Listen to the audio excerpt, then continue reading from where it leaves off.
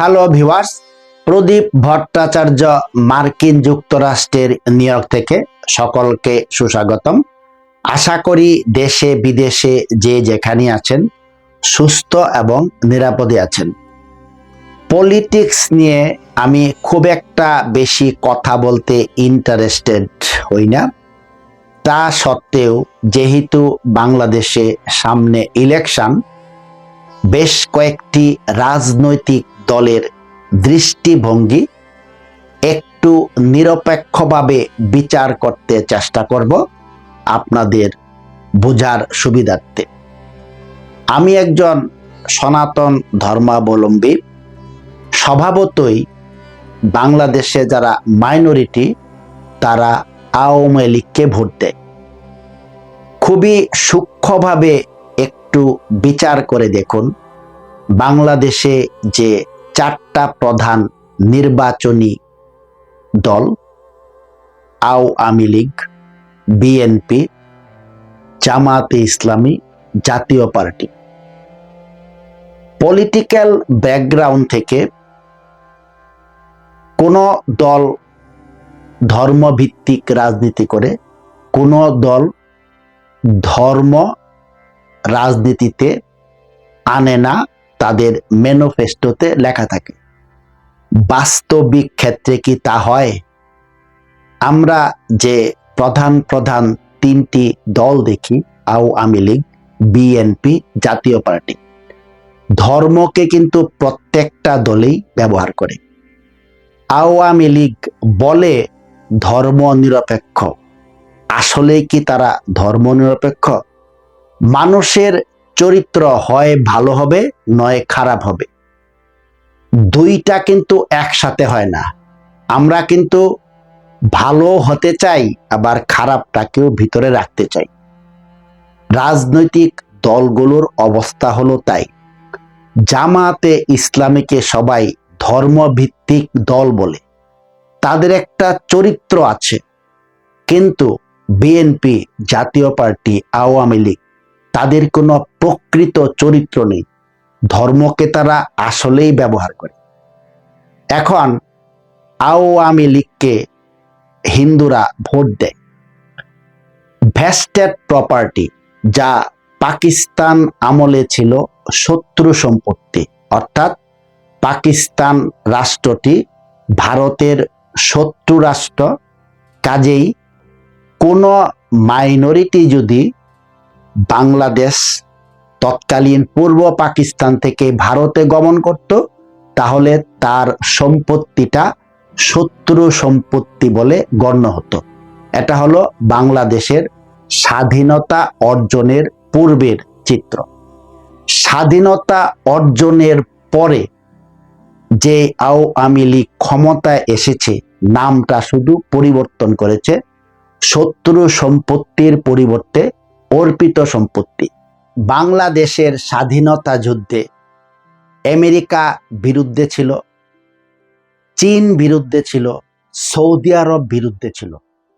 এই প্রধান প্রধান শক্তিগুলো বাংলাদেশের স্বাধীনতা যুদ্ধের বিরোধিতা করেছিল। পাকিস্তান তো ছিলই। ভারত বাংলাদেশের মিত্র রাষ্ট্র হিসাবে সহযোগিতা করেছিল। স্বাধীনতার পরে আপনি যদি বাংলাদেশ থেকে ওই কান্ট্রিগুলাতে যান, অর্থাৎ আমেরিকা, চায়না, পাকিস্তান, সৌদি আরব, তাহলে কিন্তু আপনার সম্পত্তি শত্রু সম্পত্তি হিসাবে গণ্য হবে না। অথচ ভারতে গেলে আপনার সম্পত্তি অর্পিত সম্পত্তি, পূর্বে নাম শত্রু সম্পত্তি হিসাবে গণ্য হবে। সেটা হলো আওয়ামী লীগ নামক দলটির ধাপ্পাবাজি।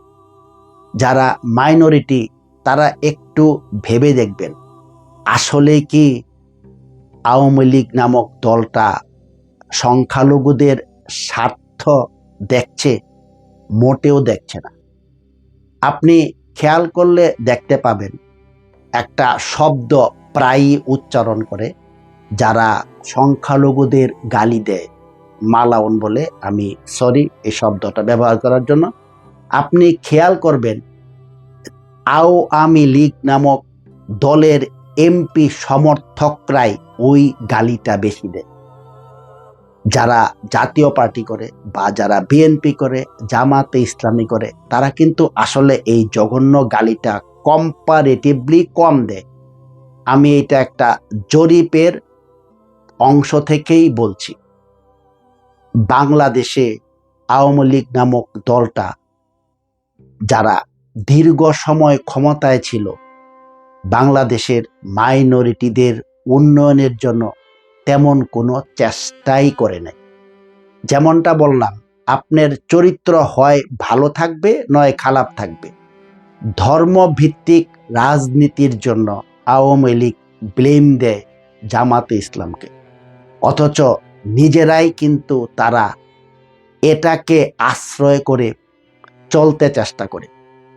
যেই দুটা বৃহৎ পার্টি, মূলত তিনটা পার্টি, জাতীয় পার্টি, বিএনপি, আওয়ামী লীগ, দীর্ঘ সময় ক্ষমতায় ছিল, দুর্নীতিতে কয়েকবার চ্যাম্পিয়ন হয়েছে।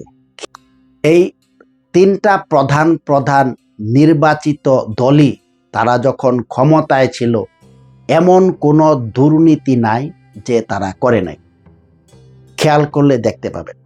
এবং এই তিনটা পার্টি, প্রধান তিনটা পার্টি, ওরা যখন ইলেকশন করে, একজন ক্ষমতাধর ব্যক্তি যার প্রচুর পয়সা আছে, টাকার লোভে তাদের নমিনেশনগুলা বিক্রি করে ওই সব ক্ষমতাধর ব্যক্তির কাছে। কিন্তু জাতীয় পার্টি, আওয়ামী লীগ এবং বিএনপি ব্যতিরেকে যে জামাতে ইসলামী যে দলটা আছে, তারা অন্তত টাকার বিনিময়ে কিন্তু একজন লোকের কাছে নমিনেশন বিক্রি করে না। আমি একেবারেই নিরপেক্ষ দৃষ্টিকোণ থেকে এই কয়েকটা দলের চরিত্র বিশ্লেষণ করলাম।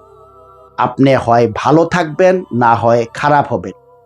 মাঝামাঝি হওয়া মানে জনগণকে ধোঁকা দেওয়া। আমি কোনো দলের পক্ষ হয়ে কথা বলছি না, আমি সম্পূর্ণ নিরপেক্ষ দৃষ্টিকোণ থেকে বিচার করছি প্রত্যেকটা দলের যারা নেতাকর্মী, তাদের চরিত্রগুলো। যেমন একটা ছোট্ট উদাহরণ, বিএনপির যিনি কর্ণধার বর্তমানে, তারেক রহমান, আপনি যদি জিজ্ঞেস করেন তারেক রহমান লন্ডনে ছিলেন, উনি কি করতেন? পৃথিবীর যে বিখ্যাত নগরীগুলো, নিউ ইয়র্ক, লন্ডন, প্যারিস, অত্যন্ত ব্যয় সাপেক্ষ। আপনি যদি এখানে সারভাইভ করতে চান, you have to have a job, otherwise you can not survive. আপনি একটা বেসিক কোশ্চেন জিজ্ঞেস করবেন যে আপনি যেখানে ছিলেন আপনি কি করতেন? অথবা যিনি আওয়ামী লীগের হাসিনার যিনি ছেলে জয়, উনি যখন পড়াশোনা করেছিলেন, উনি কোনো স্কলারশিপ নিয়ে পড়াশোনা করেছিলেন না উনি চাকরি করতেন? একজন প্রধানমন্ত্রীর এমন কোনো বেতনের স্কেল নেই তাকে ওখান থেকে পড়ালেখার খরচ চালাতে পারে। এখানে পড়ালেখা করা অত্যন্ত এক্সপেন্সিভ। এই কোশ্চেনগুলা খুবই বেসিক কোশ্চেন। রাজনৈতিক যারা নেতা, তাদের চরিত্র একটু উন্মোচিত হওয়া দরকার। সম্পূর্ণ নিরপেক্ষ দৃষ্টিকোণ থেকে বলছি, আমি কোনো দলের সাপোর্টার না। নিরপেক্ষ দৃষ্টিকোণ থেকে প্রত্যেকটা দলকে বিচার করবেন। যারা অতীতে দুর্নীতিতে বছর চ্যাম্পিয়ন হয়েছে, তাদের দিকে একটু খেয়াল করবেন। আপনার ভোট আপনি দিবেন, যোগ্য লোককে ভোট দিবেন। একমাত্র যোগ্য ব্যক্তিই পারে একটি দুর্নীতি মুক্ত সমাজ গড়তে, একটি দুর্নীতি মুক্ত দেশ গড়তে। আমার কোনো ভুল ত্রুটি হয়ে থাকলে ক্ষমা সুন্দর দৃষ্টিতে দেখবেন। সকলে ভালো থাকুন। অন্য কোনো টপিক নিয়ে আবার আপনাদের সামনে হাজির হব। প্রদীপ ভট্টাচার্য, মার্কিন যুক্তরাষ্ট্র, নিউ ইয়র্ক।